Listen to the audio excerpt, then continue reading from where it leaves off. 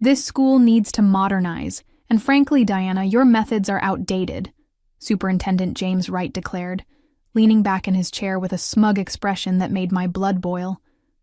The board and I feel it's best if you consider early retirement.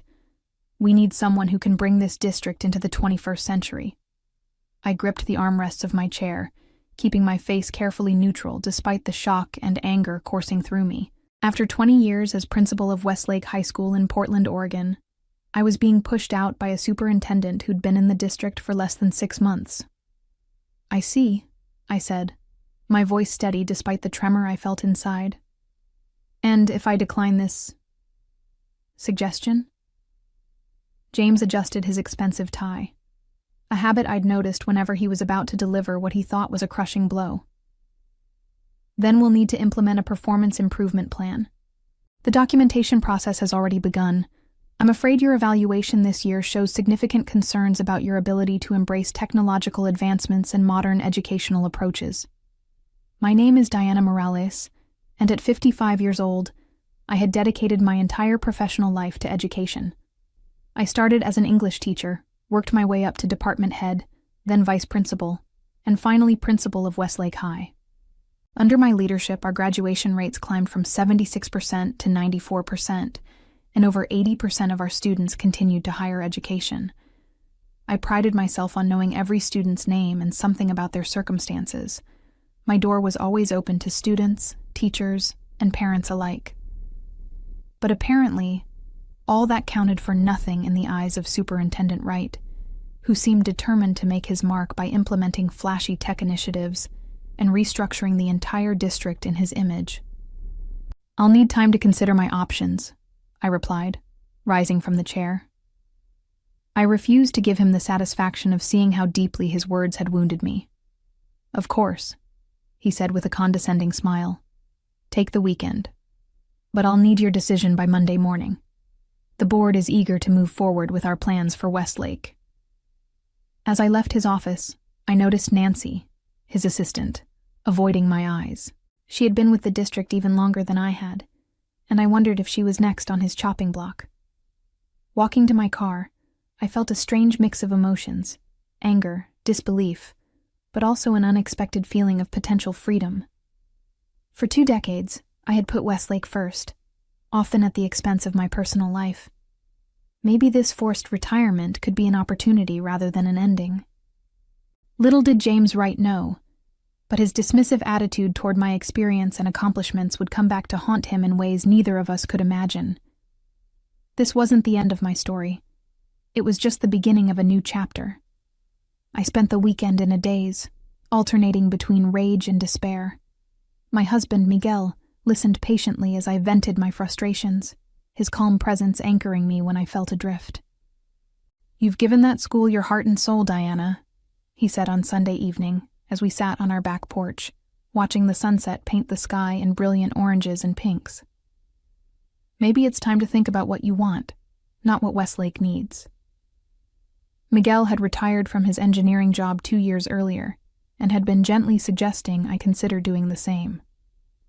We had dreams of traveling, visiting our daughter in Spain, and spending more time with our grandchildren. But I had always brushed these suggestions aside, convinced the school still needed me.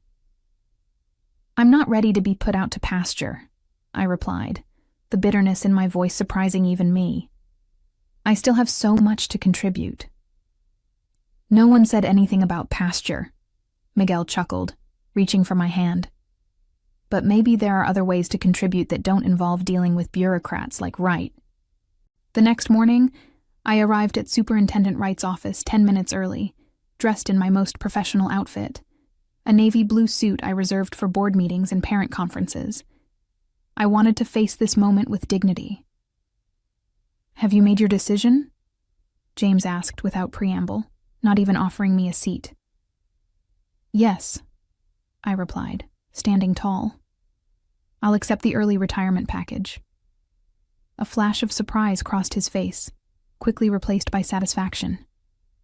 Clearly, he had expected more resistance. "Excellent. Human Resources will contact you with the paperwork.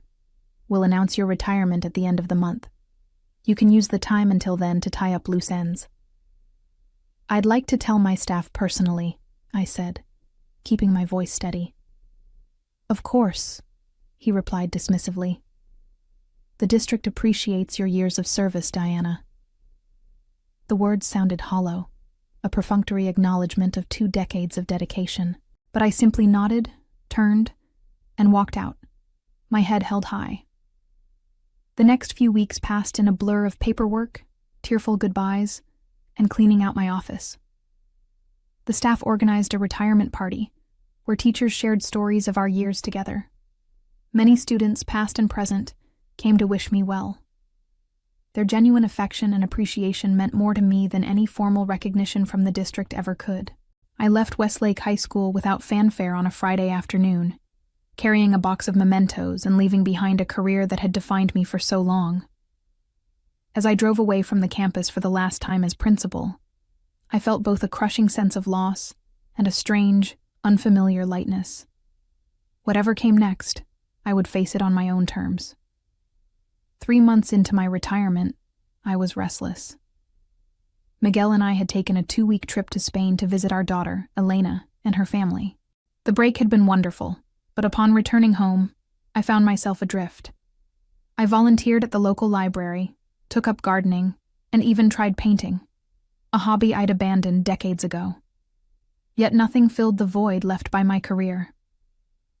One rainy Tuesday morning in October, I received an unexpected call from Dr. Catherine Jimenez, Commissioner of the State Education Board.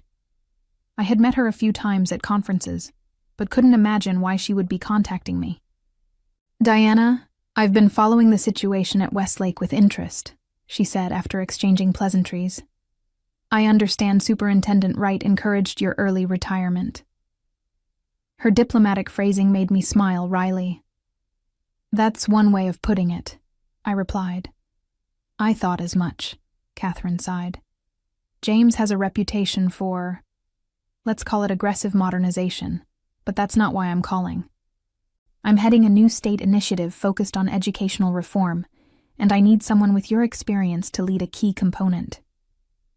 My heart raced as she outlined the project, a comprehensive review of educational practices across the state, with the goal of developing guidelines that balanced innovative approaches with proven teaching methods. The position would involve visiting schools, consulting with administrators and teachers, and ultimately helping shape educational policy at the state level. Why me? I asked, genuinely curious. Because you have a track record of success that speaks for itself, Catherine replied. And because I value experience and wisdom over flashy new approaches that haven't been tested by time. The irony wasn't lost on me. The very qualities that James Wright had dismissed as outdated were exactly what Catherine was seeking. I told her I needed time to consider the offer, but in truth, I had already made my decision. After discussing it with Miguel that evening, I called Catherine back the next morning to accept the position. The following Monday, I started my new role as Senior Educational Consultant for the State Education Board. The salary was nearly twice what I had earned as principal, and the work was intellectually stimulating in ways I hadn't anticipated. I was using my experience to influence educational policy on a scale far beyond what I could have achieved at Westlake. Meanwhile, I kept tabs on my former school, through friends still teaching there.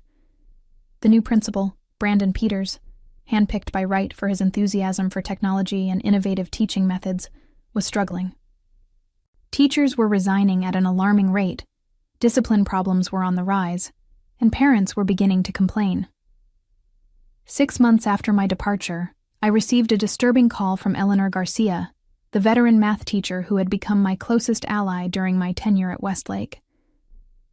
Diana, it's a disaster here, she whispered, as if afraid of being overheard. Everything you built is falling apart. The students are suffering, and no one seems to care as long as they can tout their new technology initiatives in press releases. I hung up feeling a complex mixture of vindication and profound sadness. I had poured my heart into that school, and it hurt to hear it was floundering. But a small, petty part of me couldn't help thinking that James Wright was reaping what he had sown. January brought with it not only a new year, but also the first round of standardized testing scores since my departure from Westlake. The results were nothing short of catastrophic. Westlake's scores had plummeted, dropping below state averages for the first time in 15 years.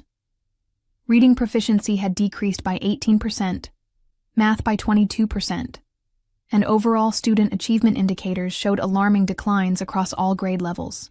The local newspaper, the Portland Tribune, ran a front-page story analyzing the dramatic decline, complete with graphs showing Westlake's steady rise under my leadership, followed by the current precipitous fall.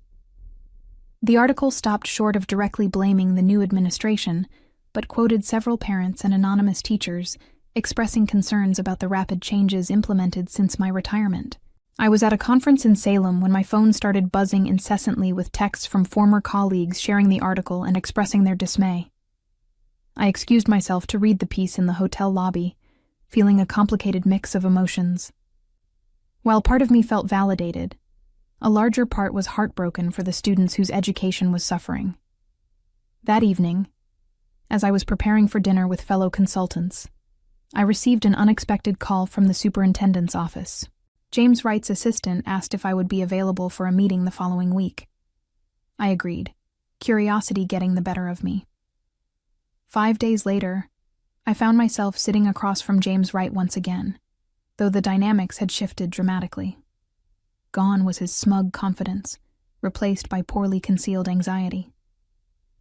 Dark circles under his eyes suggested sleepless nights, and his usually immaculate desk was cluttered with papers and reports.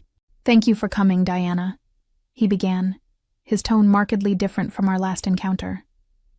"I wanted to discuss some challenges we're facing at Westlake." "The test scores," I said simply. He nodded, unable to meet my eyes. "Among other things, we've had some unexpected difficulties implementing our new policies." I waited, letting the silence stretch uncomfortably between us. "The board is concerned," he continued finally. "They've asked me to consider bringing in outside consultation to address the situation." I almost laughed. "And you thought of me? How ironic." James cleared his throat. "Your experience with the school would be valuable. We're prepared to offer a consulting contract." "No," I interrupted, surprising both of us with my firmness. "No?" he echoed, confusion evident on his face. "I'm not interested in a consulting contract with the district," I explained. "My position with the state keeps me quite busy, and frankly, I'm not convinced the current administration values the kind of experience I bring to the table."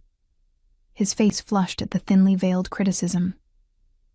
"The situation has changed." "Indeed it has," I agreed, standing to signal the end of our conversation. "But my answer remains no.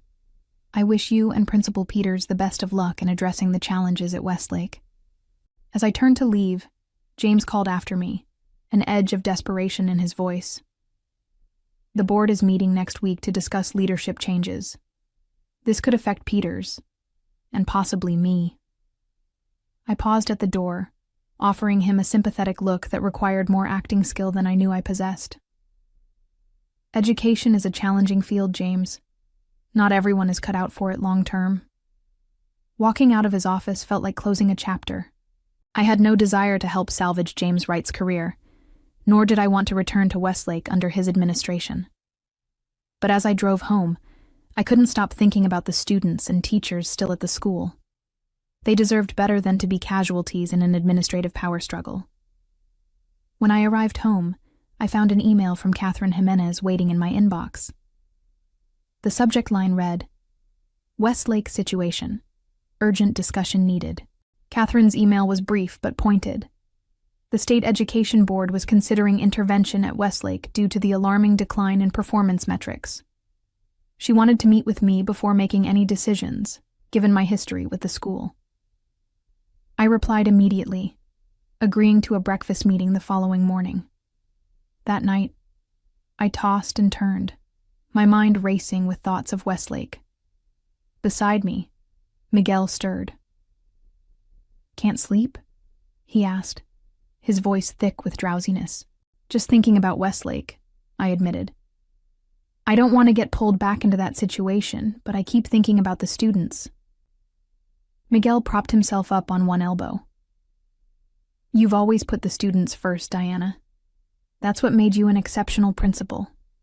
Whatever you decide, I know it'll come from that place. His words settled something within me, and I finally drifted off to sleep with a clearer sense of purpose. The next morning, over coffee and croissants at a quiet cafe, Catherine laid out the state's concerns about Westlake in stark terms. The board is considering designating Westlake as a school in crisis, which would trigger mandatory state intervention, she explained. Given your intimate knowledge of the school and your current role with us, I wanted your input before we proceed. I considered my words carefully. What would this intervention entail? A complete review of administrative practices, curriculum implementation, and teacher support systems. Depending on our findings, we could mandate leadership changes and implement state-supervised improvement protocols, which would effectively end James Wright's career, I observed. Catherine met my gaze steadily. Possibly, yes, and likely Peter's as well. But our concern is the students, not protecting careers. As it should be, I agreed. But a state takeover would be traumatic for the school community. There might be a less disruptive approach. I'm listening, Catherine said, leaning forward. What if, instead of a formal intervention, the state appointed an interim educational advisor to work with the current administration? Someone with the authority to implement changes, but without the stigma of a complete takeover. Catherine's eyes lit up. You're suggesting a compromise that saves face for the district, while still giving us control over the situation. She paused, studying me. Would you consider taking on that role? The question hung in the air between us. Part of me wanted to refuse immediately. I had moved on, found a new professional identity beyond Westlake. But another part knew that this might be the best chance to protect what I had built there. It would have to be temporary, I said finally. 6 months at most. And I'd need complete authority over educational decisions. I can arrange that, Catherine replied, already pulling out her tablet to make notes. But you should know that Superintendent Wright will likely resist. I allowed myself a small smile. Let me worry about James Wright. The plan came together quickly after that. Catherine drafted a proposal for the state board, positioning the educational recovery specialist role as a supportive measure rather than a punitive one. Within days, the board approved the position, and Catherine officially offered it to me. The compensation package was stunning, 5 times my former salary as principal, with the understanding that it was a temporary assignment with extraordinary responsibilities.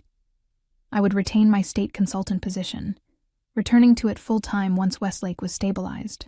Before accepting, I laid out my conditions: complete autonomy in educational decisions, the authority to reorganize staffing as needed, and direct accountability to the state board, rather than to Superintendent Wright. Catherine agreed to everything, adding that the district board had been informed of the arrangement and had approved it, albeit with some resistance from Wright. As I signed the contract, I felt a strange sense of closure mixed with anticipation. I wasn't returning to reclaim my old position.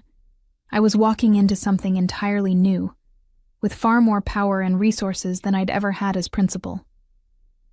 Wright's going to view this as a personal attack, Catherine warned as we finalized the paperwork. Perhaps, I acknowledged, but that's his problem, not mine. News of my appointment spread through the district like wildfire. By the time the official announcement went out, most of the Westlake staff had already heard through the grapevine. My phone filled with messages from former colleagues, some expressing relief, others concern, but most simply saying, "Thank goodness you're coming back." On Monday morning, I arrived at Westlake an hour before classes began, wanting to reacquaint myself with the building before facing the inevitable confrontation with James Wright and Brandon Peters. The school looked the same from the outside, but inside, subtle changes were evident. Motivational posters had been replaced with corporate-looking banners touting technological innovation, and several traditional classroom spaces had been converted into what appeared to be underutilized digital learning hubs. I was examining one of these spaces when I heard rapid footsteps approaching. James Wright rounded the corner, his face flushed with anger. "This is completely unacceptable," he hissed, keeping his voice low despite his obvious rage. "You manipulated the state board into creating this position." "Good morning to you too, James," I replied calmly. "And no, I didn't. The board approached me after reviewing Westlake's abysmal test scores and concerning teacher turnover rates. This is a transparent attempt at revenge," he insisted. "You couldn't accept being replaced, so you're using your connections to undermine me." I regarded him steadily. "This isn't about you or me. It's about the students whose education is suffering. Based on the data, your modernization has resulted in the worst academic performance this school has seen in over a decade." Before he could respond, Brandon Peters appeared, looking anxious and disheveled. At 34, he was young for a principal, with an impressive resume that included a doctorate in educational technology, but minimal actual classroom experience. James had touted him as a visionary when announcing him as my replacement. "Dr. Morales," Brandon greeted me stiffly. "I wasn't aware you'd be here so early." "I wanted to get reacquainted with the building," I explained. "And please, call me Diana. We'll be working closely together for the next several months." Brandon shot a nervous glance at James, who intervened quickly. "Actually, Dr. Morales, I've scheduled a district-wide administrative meeting this morning. Principal Peters needs to attend, so your orientation will have to wait." I smiled pleasantly. "I don't need an orientation, James. I ran this school for 20 years, and I'm afraid Dr. Peters will have to miss your meeting. We have a more pressing appointment with the department heads in 15 minutes to discuss immediate intervention strategies." James's face darkened. "You can't just—" "Actually, I can," I interrupted, producing the document Catherine had prepared. "As outlined in my appointment letter, which was approved by both the state board and your district board, I have the authority to prioritize educational recovery activities over routine administrative functions. You're welcome to join our meeting, of course, but Dr. Peters' presence is non-negotiable." Brandon looked between us, clearly uncomfortable with being caught in the power struggle. Finally, he straightened his shoulders. "I'll stay for the department meeting. The district meeting can proceed without me." James glared at me, then at Brandon. "Fine. But this discussion isn't over." He turned and stalked away, leaving an awkward silence in his wake. "That went well," I remarked dryly. Brandon let out a nervous laugh. "He warned me you'd be formidable." "I'm not here to be your adversary, Brandon," I said sincerely. "I'm here because these students deserve better than what they're getting right now. If you're willing to work with me instead of against me, we might actually be able to turn things around." He studied me for a moment, then nodded. "I'd like that. To be honest, this has been the most challenging year of my career." "It's about to get more challenging," I warned him. "But if we do this right, it might also become the most rewarding." The transformation of Westlake began immediately. After meeting with the department heads, I assembled the entire staff after school to outline my approach. Standing in the auditorium where I had addressed them so many times before, I felt both nostalgia and renewed purpose. "I'm not here to undo everything that's been implemented," I explained. "Innovation has its place, but we've lost sight of fundamentals. Starting tomorrow, we're going back to basics while thoughtfully integrating technology where it genuinely enhances learning, not replaces effective teaching." The relief on many faces was palpable. Though some of James's loyalists looked skeptical, most of the faculty seemed ready to embrace a more balanced approach. Over the next few weeks, I systematically evaluated every new initiative implemented under Brandon's leadership. Some were worth keeping with modifications, but many were clearly hindering rather than helping. The paperless classroom mandate had left students without crucial reference materials. The reduction in direct instruction time in favor of self-guided digital exploration had created significant knowledge gaps. The elimination of traditional reading assignments in English classes had led to plummeting literacy rates. Brandon, to his credit, proved more open to change than I had anticipated. As we reviewed the data together, he acknowledged the flaws in his approach. "I was so focused on innovation that I lost sight of effectiveness," he admitted during one of our daily briefings. James was pushing for visible changes to showcase to the board, and I wanted to impress him.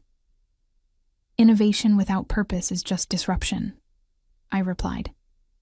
"But you have good instincts when you're not trying to please others." By the end of the first month, we had reinstated core instructional practices while keeping the best elements of the new programs. Teachers reported feeling supported again, and students were responding positively to the more structured environment. James, meanwhile, was conspicuously absent from Westlake, choosing to communicate through terse emails rather than face me directly. But I knew the confrontation was coming as the end of the quarter approached, and the board would expect a progress report. The quarterly board meeting was held in the district's central office, a modern building that always felt oddly sterile to me. I arrived early, prepared with comprehensive data showing the initial impact of our interventions.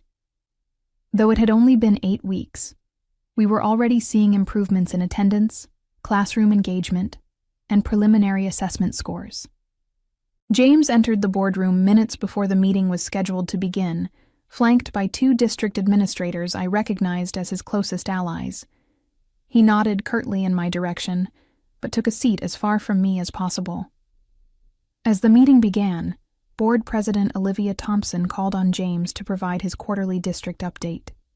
He spent 20 minutes highlighting achievements from other schools in the district, mentioning Westlake only in passing as undergoing state-mandated review. His omission was glaring, but not unexpected. When my turn came, I presented a detailed analysis of Westlake's situation, the factors that had led to the decline, the specific interventions we had implemented, and the measurable improvements already taking place. I was careful to frame everything in terms of student outcomes rather than administrative failures. In just 2 months, we're seeing a 12% increase in daily completed assignments, a 15% decrease in behavioral incidents, and significant gains in our weekly assessment metrics, I explained, displaying the graphs on the boardroom screen. Teachers report higher job satisfaction, and parent complaints have decreased by more than half. Board members leaned forward, clearly impressed by the data. James shifted uncomfortably in his seat as I continued. None of this required expensive technology or radical restructuring, I concluded. Simply a return to proven educational practices, thoughtfully combined with appropriate technological tools. Our students are responding because they once again have the structure and support they need to succeed. When I finished, the boardroom erupted in questions. Not hostile ones, but genuine inquiries about the specifics of our approach. As I addressed each one, I could see James growing increasingly agitated, his carefully constructed narrative about outdated methods crumbling before his eyes.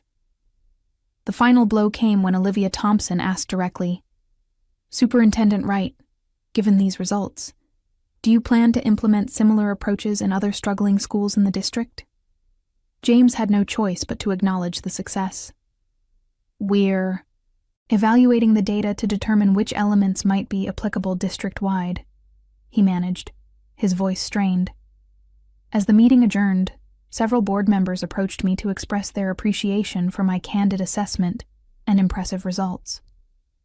James slipped out without speaking to anyone, his defeat evident in his hurried departure. I hadn't sought to humiliate him publicly, but the contrast between his evasive report and my data-driven presentation couldn't have been clearer. In the end, the students' success was a more effective revenge than any confrontation could have been.